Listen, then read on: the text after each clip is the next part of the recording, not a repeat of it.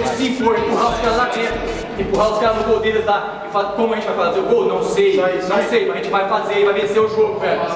Do início ao fim, velho, todo mundo querendo. Se a gente já tá no marasmo de sangue doce, a gente vai se arrebentar.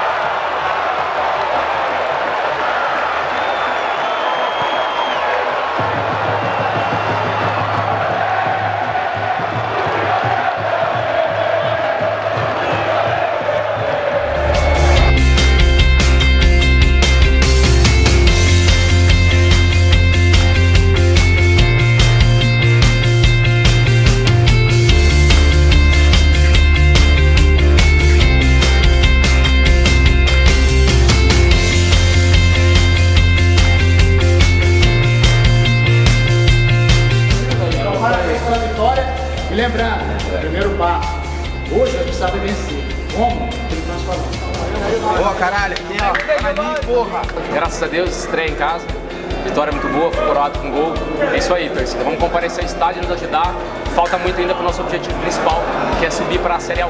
Um abraço, muito bom, Rodinelli. Valeu!